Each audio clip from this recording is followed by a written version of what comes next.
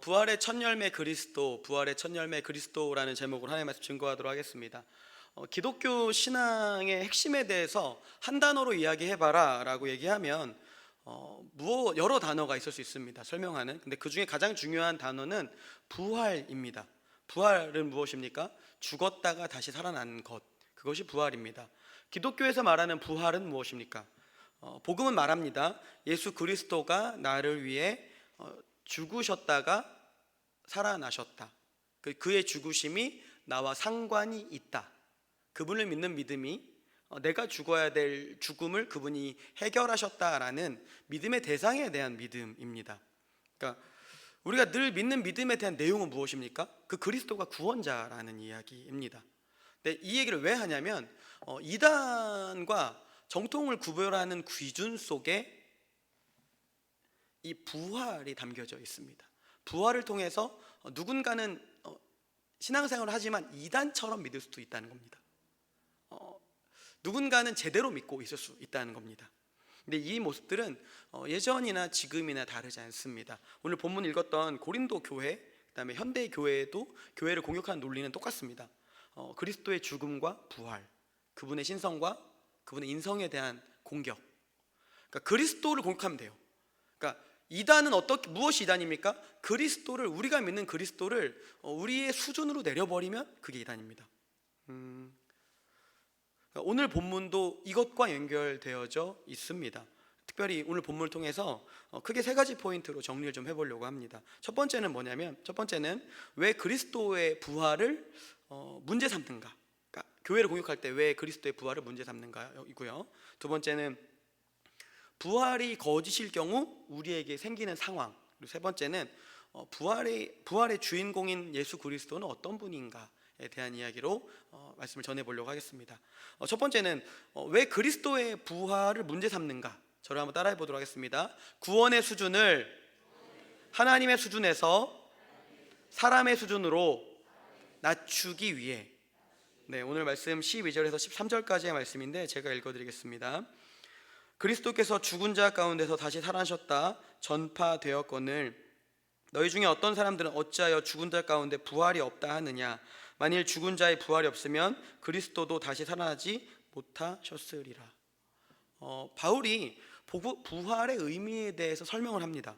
그러니까 그리스도의 부활이 사실이기 때문에 그 부활이 우리의 몸도 나중에 죽었다가 다시 살아날 것이라고 이야기하는 겁니다.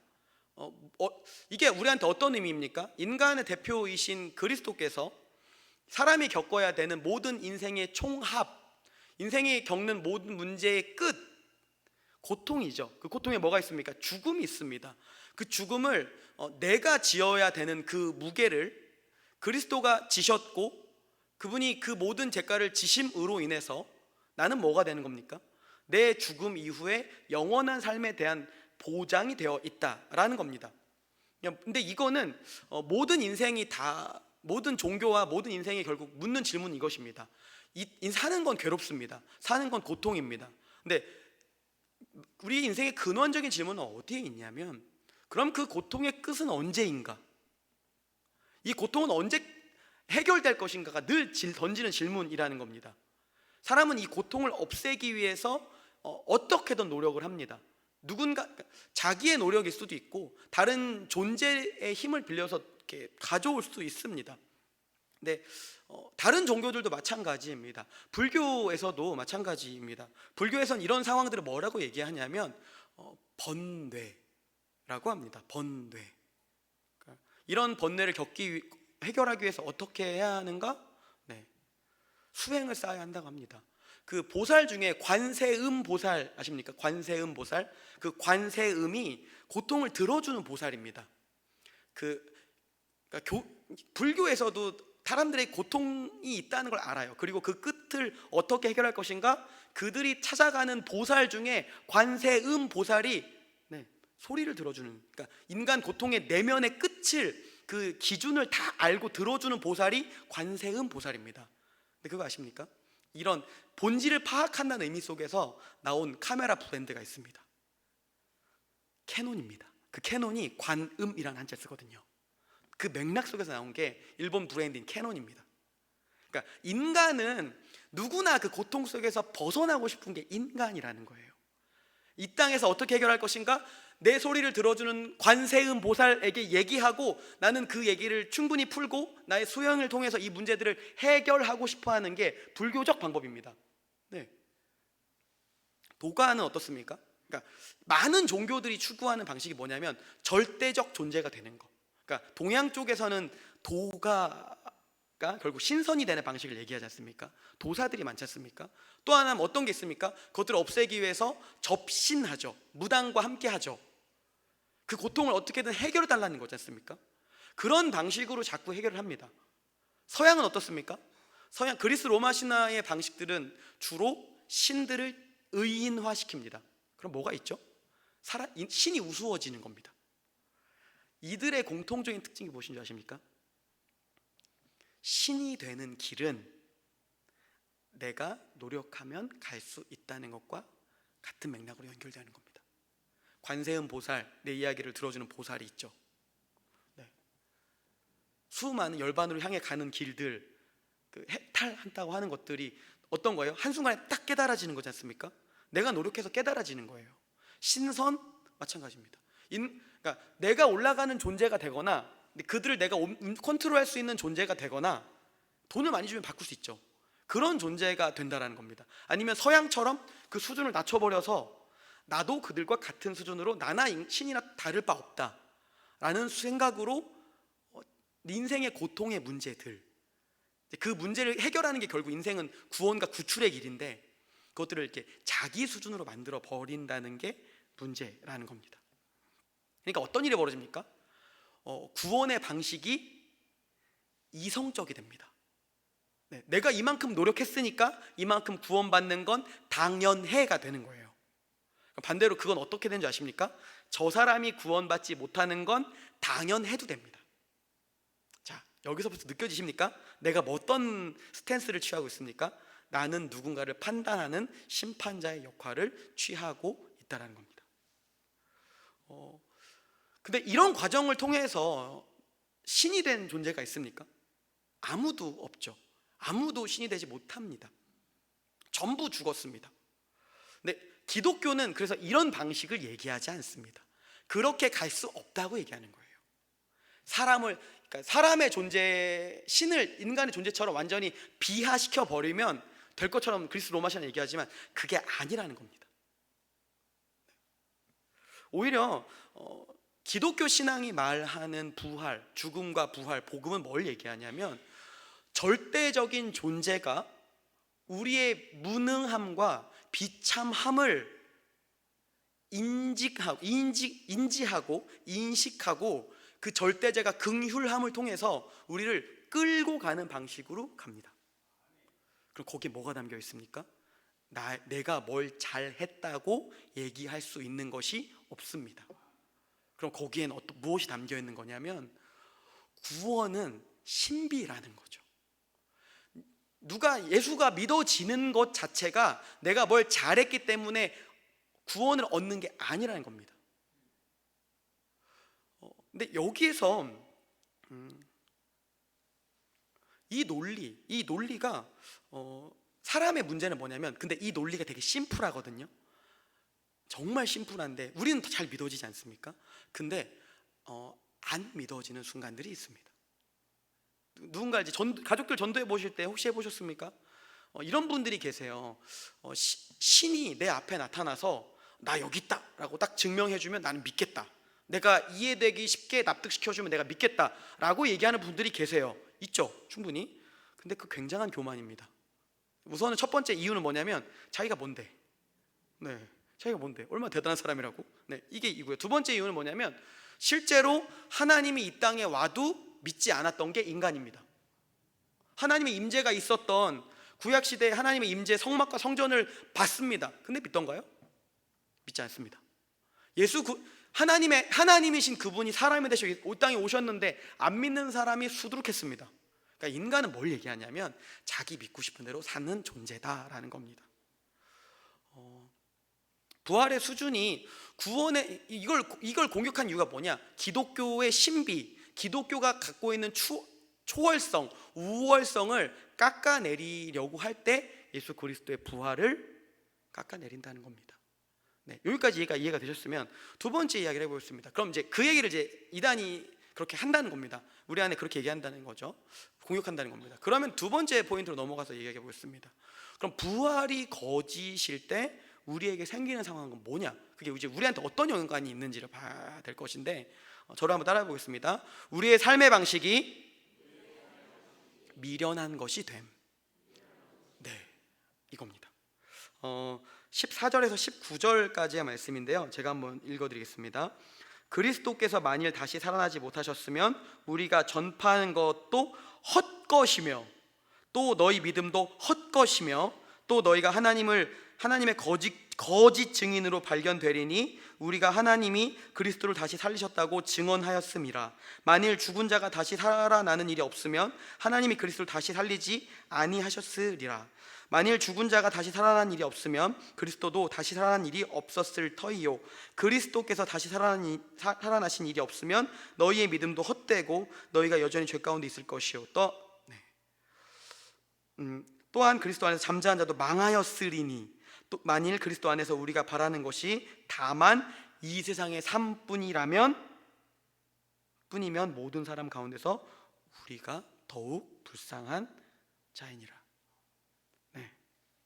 그러니까 사람은 누구에게나 믿음이 있습니다. 그러니까 누군 믿음이 없다고 얘기하죠? 아니요, 그렇지 않습니다. 비신자도 믿음이 있습니다. 비신자도 누굴 믿냐면 자기를 믿어요. 그러니까 인간 내면 안에 기본적으로 깔고 있는 건 뭐냐면 무엇인가를 의지하고 싶고 무언가를 따라가고 싶어 하는 것이 우리의 기본적인 모드라는 겁니다. 근데 차이는 뭐냐? 자기를 믿느냐, 자기가 컨트롤이 되는 조금 더 절대적인 존재를 믿느냐, 자기가 컨트롤이 되지 않지만 그분을 신뢰하고 따라가는 존재를 믿느냐, 이 차이라는 거죠. 그럼 거기에 뭐가 들어간 줄 아십니까? 내가 믿는 만큼 그 믿는 대상을 향해서 애정과 정성과 시간과 돈이 들어갑니다. 근데 제가 늘 말하는 게 말만 하는 말쟁이에는 힘이 없다고 얘기합니다. 그 사람의 진정성은 어디서 볼 수 있냐면 돈과 시간입니다. 얼만큼 돈 쓰느냐, 얼만큼 돈을 쓰고 얼만큼 시간을 쓰느냐입니다. 누군가가 자기 인생에 대해서 자기가 중요하잖아요. 그럼 자기한테 돈 쓰는 거죠. 누군가가 자기 인생의 그 믿음이 인기라면 인기에다 목숨 걸 겁니다. 자기 인생의 자식이 자기 인생의 믿음이 대상이면, 자식이 구원자면 거기에 시간과 에너지와 돈을 쓸 겁니다. 그러니까 결국 뭘 얘기하는 겁니까? 자기의 신앙은, 내 신앙은 내가 어디에 가장 많은 돈과 가장 많은 시간과 가장 많은 에너지를 쓰고 있다는 겁니다. 심지어 어느 정도인 줄 아십니까? 정말 사랑하면 그 대상을 향해서 자기 목숨도 내어놓습니다. 자기가 중요한 사람은 자기를 희생해요. 자기 건강을 희생하죠. 그게 인간이라는 겁니다. 근데 보십시오, 기독교 신앙은 뭐가 다릅니까? 나에게 집중하지 않습니다. 오히려 나를 구원하신 분에게 집중합니다. 나를 구원하신 분은 어떤 분이십니까? 따지고 보자는 겁니다. 그러니까 내가 예수 그리스도가 나를 구원하셨다는 그 사실에 앞서서 내가 그분한테 뭔가 시간을 드리고 에너지를 드리고 뭔가를 드렸다는 것이 얼마나 하찮은 것인지를 생각해 보시라는 거예요. 하나님 입장에서 우리를 향한 헌신은 무엇입니까? 자기의 전 존재인 아들을 이 땅에 보냈습니다. 그리스도는 이 땅에 오셔서 무엇을 하셨습니까? 고단한 삶을 사셨습니다. 네, 고단한 삶을 사셨어요. 그분이 우리의 삶 가운데 뭘 보여주시는 겁니까? 그분이 인간이 겪어야 되는 모든 삶의 고단함들, 삶의 여정들, 마음의 여정들을 겪으심으로 인해서 뭐가 되셨습니까? 그분이 우리의 삶을 다 이해하신다는 겁니다. 그리고 예수 그리스도 우리의 삶 가운데 통해서 하신 게 뭐예요? 자기의 전 존재를 바치지 않습니까? 자기의 에너지, 자기 생명을 바치지 않습니까? 돈보다 더 중요한 건 무엇입니까? 자기 존재죠. 예수님 보여주신 건 무엇을 얘기하는 겁니까? 자기 존재를 던졌다. 기독교 신앙이 얘기하는 거는 그 이야기입니다. 그럼 우리의 구원의 방식은 뭐예요?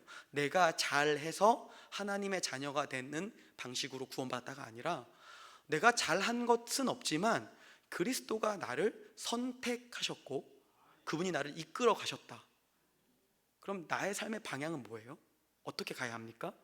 그분이 대가 없는 사랑으로 나를 받아주셨다라면 나의 시선과 나의 관심과 나의 에너지는 그게 회개해야 된다는 겁니다.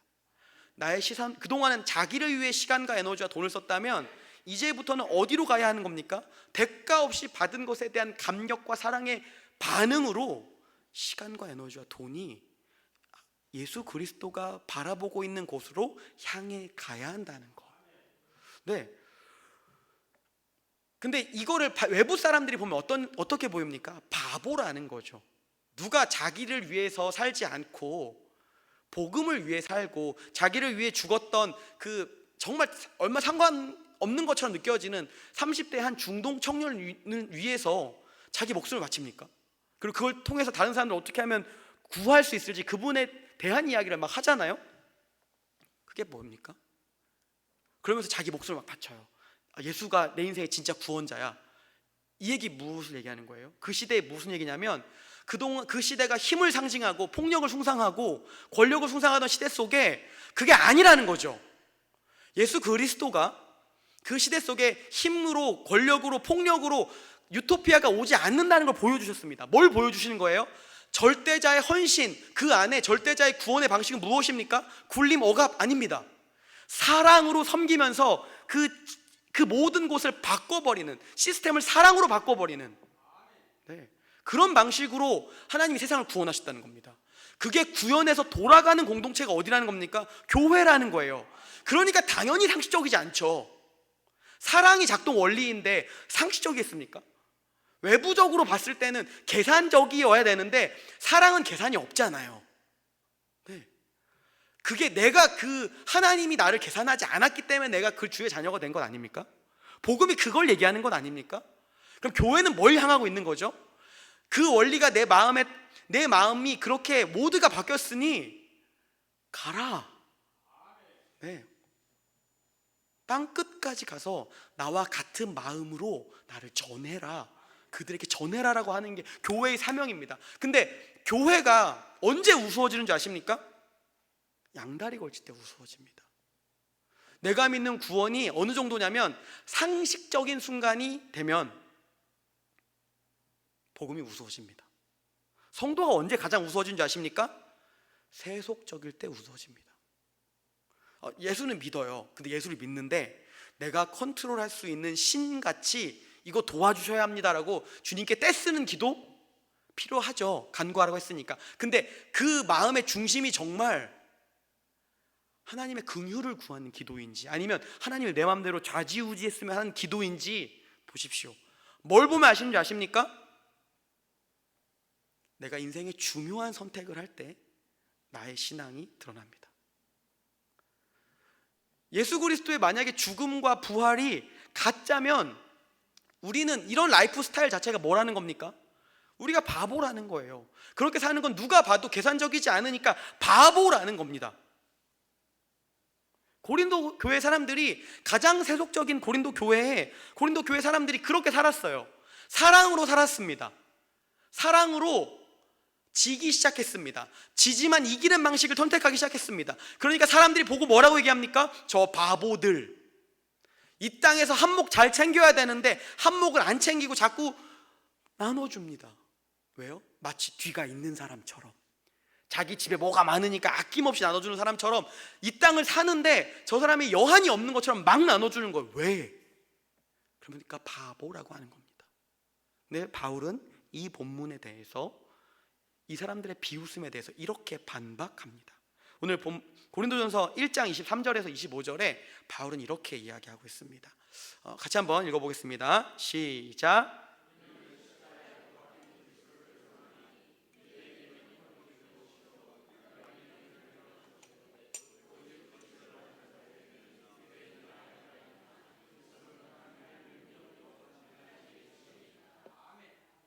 네.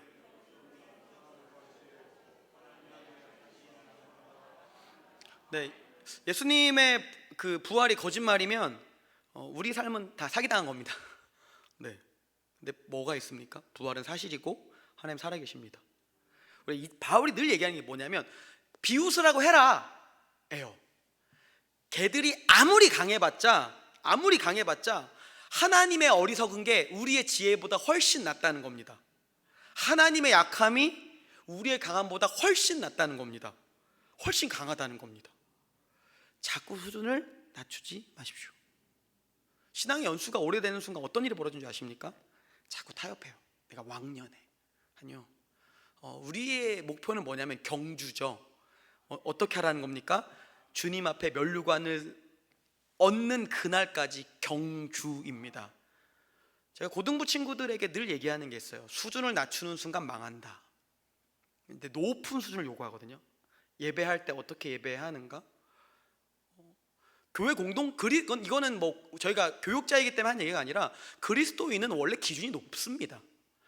표대를 향해서 달려가는 사람이 누구입니까? 그리스도인이라는 거예요. 왜요? 그리스도인은 예수 그리스도가 우리를 향한 기준을, 구원의 기준을 낮추지 않으셨습니다. 쉽게 가는 사단이 시험하지 않습니까? 쉽게 가자고, 구원의 기준 낮추자고.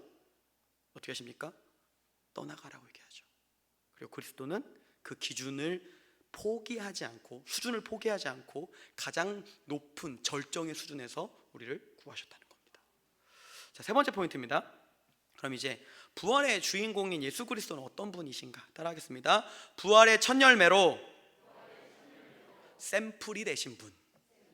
네, 예수 그리스도는 뭘 보여주냐면 우리가 앞으로 살아가야 할 인생, 우리가 앞으로 주님과 누릴 그 삶이 얼마나 좋을지를 보여준다는 겁니다. 오늘 20절 말씀 한번 읽어볼까요? 같이 한번 읽어보겠습니다. 15장 20절 말씀 읽겠습니다. 시작. 그리스도께서 죽은 자 가운데서 다시 살아나사 잠자는 자들의 첫 열매가 되셨습니다. 네, 그쵸? 샘플 맞죠? 첫 샘플. 그러니까 뭘 보여주시는 거예요? 죽은 것 같고 망한 것 같고 다 소망이 없는 것 같아 보이지만 그리스도가 부활하셔서 뭐가 된 거예요? 그들의 첫 열매, 샘플. 봤지? 안 망했어? 봤지? 영광스러워질 거야? 봤지? 끝까지 가자. 이게 우리를 향한 주님의 부르심이라는 겁니다. 그리스도의 삶은 사실 제3자가 보면 어리석어 보입니다. 근데 실상은 그렇지 않다는 거예요. 우리 근데 오히려 그게 더 어리석습니다. 왜냐하면 제 아무리 날고 기어봤자 결국 뭐가 있습니까? 죽습니다. 끝에 뭐가 있죠? 심판이 있습니다. 인생의 끝이 있는 사람이 결국 취하는 인생의 모두는 무엇입니까? 집착이죠. 집착. 네, 그러니까 어떤 일이 있습니까? 놓쳐서도 안 되고 실패해서도 안 됩니다. 진짜 비극이 뭔지 아십니까? 그 모두로 죽을 때까지 산다고 해보세요. 그럼 이 사람 마음에 뭐가 있는 거예요? 불안과 집착으로 살다가 죽는 겁니다. 눈을 편안히 못 감는다라는 거죠. 우리의 심판의 대가는 결국 그거입니다. 근데 복음은 뭐라고 얘기합니까? 우리 인생 여기서 죽고 망하지 않는다. 우리에게 주어진 인생은 주님이 부르실 때까지 사명 감당하는 게 우리의 삶이라는 겁니다. 사명으로 사는 사람들이 어리석어 보입니다. 근데 그게 뭐라는 거예요? 하나님의 지혜로 사는 사람이라는 겁니다. 연약해 보일지라도 뭘로 사는 사람이라는 겁니까? 하나님의 능력으로 사는 사람이라는 겁니다. 제가 이 부분에 대해서 실제로 좀 이렇게 믿음으로 살았던 선배들을, 신앙의 선배들을 좀 소개해 보려고 합니다. 사진을 하나 좀 먼저 보여주시겠습니다. 이 사진은 뭐냐면 독일에 제가 이번에 신혼여행 갔을 때 찍은 사진입니다. 네, 근데 두 번째 갔습니다. 7년 전에도 여기를 갔습니다. 어디라면 독일의 헤르누트라는 지역에 있는 무덤입니다. 얀 후스라는 그 체코에서 종교 개혁을 일으켰던 그 얀 후스의 후예들이 실패했습니다. 체코에서. 그래서 이 사람들이 모여서 난민이 돼서 이렇게 독일 지역으로 도망갑니다. 근데 이 헤르누트라는 지역에 그 사람들이 모여서 공동체를 이루며 삽니다. 예배를 드려요. 그리고 자신의 삶을 주님 앞에 드리기로 결단합니다. 그리고 평생 그들의 삶을 그렇게 살았습니다. 이들을 가리켜서 뭐라고 얘기하냐면 모라비안 교도. 언젠가 박시영 목사님이 주일 설교 때 웨슬리에게 영향을 주었던 그 모라비안 교도가 이 모라비안 교도입니다. 이들이 정말 놀라운 게 뭔지 아십니까? 놀라지 마십시오. 1800년대까지 선교사를 파송했습니다. 1400년대부터 종교개혁이 일어난 1400 야누스의 종교개혁 이후부터 400년 이상을 선교사를 이 마을에서 계속 파송했습니다. 근데 되게 많이 보냈을 거예요. 근데 이들이 어떤 일들을 했냐면, 선교사를 파송할 때 갈 수 없는 지역 있지 않습니까? 그럼 어떻게 하냐면 자발적 노예가 됩니다. 그리고 그들을 파송할 때 인사해 줍니다. 뭐라고 인사하냐면 오직 어린 양께만 영광을. 그래서 모라비안 교도의 심볼이 양입니다. 그리고 그들이 죽으면 무덤을 이렇게 만듭니다. 나름 되게 열심히 살았지 않습니까? 근데 무덤이 되게 작습니다. 여기 가면 이런 무덤이 가득해요.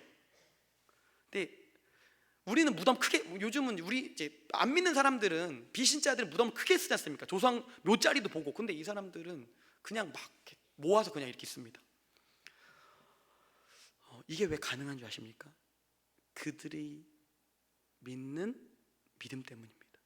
오늘 마지막 절 20절에 읽었던 그리스도가 부활의 첫 샘플이 되셨기 때문에 그렇다는 겁니다. 이 공동묘, 이 묘지의 문에 이런 묘지 사진 하나 더 보여주십시오. 그 다음 거를. 여기 보이세요? 이 보면 이 묘지에, 이 문 앞에, 이 공동묘지 앞이에요. 뭐라고 써 있냐면 15장 20절 써 있어요. 우리가 부활의 첫 열매가 될 거기 때문에 우리는 이 땅에서 소망을 하지 않는다. 그래서 우리는 돛자리 크게 쓰지 않는다. 일어날 거다. 네, 감사합니다. 너 빼주셔도 됩니다. 제가 제 인생에 7년 전 종교개혁 500주년에 저는 이 독일을 다녔고, 독일 지역을 쭉 돌아다니면서 종교개혁 현장에서 한 4, 5개월을 살았던 시간들이 있습니다. 근데 좋았던 건 뭐냐면 볼 수 있었던 거예요. 제 인생의 가장 터닝 포인트는 언제였냐면 여기였습니다. 헤르누트. 400년간, 그리고 이 사람들 끝까지 뭘 갔냐면 네덜란드까지 가서 남미되어 살았죠. 그리고 어떻게 됐냐면 여기서 뭐가 나오냐면 신앙을 끝까지 전수했습니다. 기독교 교육의 시작이 헤르누트에서 나옵니다. 여기서, 이 지역에서 유명한 기독교 역사의 중요한 지역입니다. 왜 이게 가능했을까요? 그리스도가 부활의 첫 열매가 되셨기 때문에 사명으로 살아도 어리석어 보이지 않습니다. 제가 7년 전에 여기를 가고 다시 가서 여기서 뭘 했냐면, 7년 전에는 목회에 대한 고민을 심각하게 했습니다. 내가 다시 이걸 해야 되나? 때려쳐야 되나? 이런 생각했습니다. 근데 주님이 이곳에서 보여주셨습니다. 이곳에 이걸 보여주시면서 이들의 삶을 다시 겪게 하시고 저에게 사명을 다시 주셨습니다. 그리고 제가 거기를 다시 가서 제가 앉았던 벤치가 있습니다. 근데 그 벤치를 그때는 몰랐는데 같이 갔던 선교사님이 설명해 주시는 게, 그 앞쪽에 길이 하나 있습니다. 헤르누트에 부흥이 있었습니다. 근데 그 도시 지역을, 그 부흥이 시작했던 게 작은 소녀들이었거든요. 10대 소녀들. 그 앞길에 소녀들이 왔다 갔다, 자기 마을에서 헤르누트로 왔다 갔다 하는 그 길이라는 거예요. 제 삶의 전환점이 됐던 곳에서 하나님 사명을 회복시켜 주셨는데, 제가 제 삶을 그곳에서 다시, 이곳에서 다시 와서 주님께서 보여주셨던 건 뭐냐면 부흥의 여정이었습니다. 부활의 첫 열매 되신 그리스도, 그럼 그분은 뭘 향해 가는 겁니까? 그런 자들이 늘어나기를 원하는 거죠. 제가 이 말씀을 준비하면서 굉장히 속상했던 장면이 하나 있습니다. 뭐냐면 오늘 주보 광고입니다. 잘 들어보세요. 새생명 축제 집중 전도 대상자 작정 결과 총 71명의 성도가 124명의 태신자를 작정하였습니다.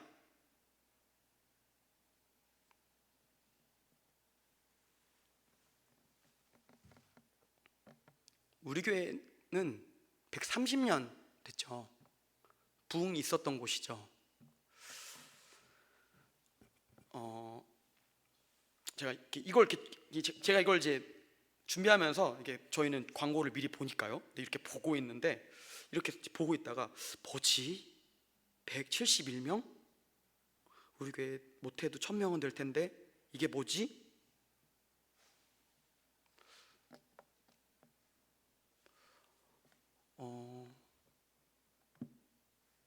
교회 공동체 안에 하나님이 은혜를 주실 때가 있습니다. 그 시즌에 요청하시는 것들이 있습니다. 건축을 준비하고 있죠. 굉장한 위기일 수 있지만 제가 늘 말씀드리지 않습니까? 기회라고. 근데 제가 어떤 게 마음에 오버랩이 됐냐면 이런 게 마음에 오버랩이 됐습니다. 제가 교회 학교를 담당하는 교육 디렉터인데 대부분의 듣는 기도 제목이 뭔지 아십니까? 목사님 기도해 주세요. 우리 애가 교회를 나오지 않아요. 우리 손주가 교회를 나오지 않아요. 그럼 물어봐요. 그럼 그분의 부모님은 어떠세요? 바빠서 안 나와요. 태신자가 없습니까? 그러니까 우리는 늘 복음을 새롭게 들어야 되는데 복음을 새롭게 들어야 되는 신자가 없습니까? 안 계세요? 71명? 집에 안 계십니까? 매년 씨름하시는 거죠. 이게 기회인데 부활의 우리 교회에 정말 안타까운 게 뭔지 아십니까? 제가 이제 온 지 얼마 안 됐지만 그분들의 예전 장례식이 많지 않습니까? 그럼 그분들의 제가 늘 듣는 얘기가 뭐냐면 이제 시대가 저물어 가는구나. 그분들도 가시는구나. 근데 뭐가 없습니까? 계승되었다라는 말들, 흥왕했다는 말들, 그 얘기가 안 들립니다. 우리 안에 새로운 세대가 일어나고 있어. 기뻐. 부활의 첫 열매를 정말 믿으시면 우리는 그 다음을 가야 됩니다. 우리 가족들 안에 아직 있다면 포기하지 마십시오. 거창하게 뭘 하지 마시고 그냥 내 가족 안에 아직도 복음을 새롭게 들어야 하는 사람이 있다면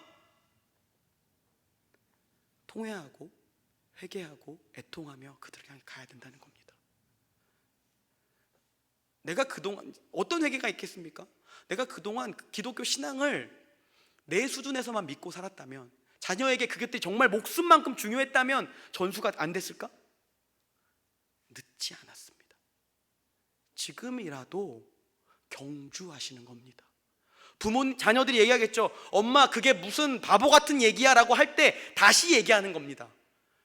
그리스도의 복음이 누군가에게는 어리석어 보이고 약해 보이지만 하나님의 어리석음은 너의 지혜보다 세. 너의 약함은 너의 강함은 하나님의 힘 앞엔 아무것도 아니야. 도전하십시오. 말씀 정리하겠습니다. 반주 좀 해주시고요. 왜 우리는 그리스도의 부활을 문제 삼습니까? 구원의 수준을 하나님의 수준으로 이렇게 낮추는 겁니다. 부활이 거짓말일 경우 우리한테 어떤 상황이 생깁니까? 우리의 삶의 방식이 미련하게 됩니다. 그래서 자꾸 양다리 걸치죠. 근데 부활의 주인공인 예수님 어떤 분이십니까? 부활의 첫 열매로 샘플이 되신 분입니다. 이분을 기억하면서 우리 함께 영혼 앞에 나아가는 시간을 되어지길 소망합니다.